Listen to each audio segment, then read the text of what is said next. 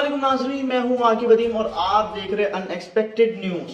आज की ताज़ा खबरों में सबसे बड़ी और ताज़ा तरीन खबर है वो मैं आप लोगों के सामने आज पेश करने वाला हूं। लेकिन उससे पहले एक छोटा सा मौजू है वो डिस्कस कर लेते हैं।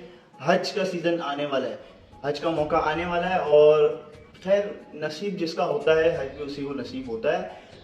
हर साल जो है वो हज़ारों लोग, हज़ारों क्या मैं कम बोल रहा हूँ, लाखों लोग जो है वो अप्लाई करते हैं हज के लिए, पाकिस्तान से, दीगर ममालिक से भी।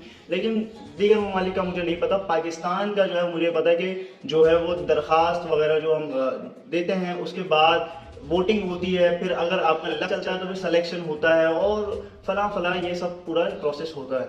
गवर्नमेंट डिपार्टमेंट की बात, प्राइवेट के अंदर तो आप सीधे सीधे जो है वो पैसे पे करते हैं और उसके बाद जो है आपका हो जाता है। गवर्नमेंट सिस्टम की मैं बात कर रहा हूँ कि यहाँ पर जो है फिर आप पहले आप दरख्वास्त देते हैं, उस दरख्वास्त जमा कराते हैं, उसके बाद जो है वो वोटिंग होती है। वोटिंग में आपका नाम अगर आता है तो आप सेलेक्ट होते हैं जाने के लिए। खैर ये सब चक्कर होता है। लेकिन इस बार वजीर खारजा ने एक बहुत ही बड़ा ऐलान कर दिया और वो ऐलान क्या होगा, बहुत ही खुशी की खबर है पाकिस्तानियों के लिए कि इस बार वजीर खारजा ने कहा है कि कोई वोटिंग नहीं होगी और पूरे 72,869 लोगों को हज पे भेजा जाएगा। मतलब कि इस बार वोटिंग नहीं होगी तो कोई भी शख्स यहाँ पर नहीं रहेगा। कोई ये नहीं कह सकता मेरा लक नहीं चला, लक चलेगा। तो अगर जो जो इस साल जाना चाहते हैं तो फटाफट अप्लाई करना शुरू करें और हमारे लिए भी दुआ करिएगा कि अल्लाह हमें भी जो है वहाँ पर बुलाए जल्द अज जल्द।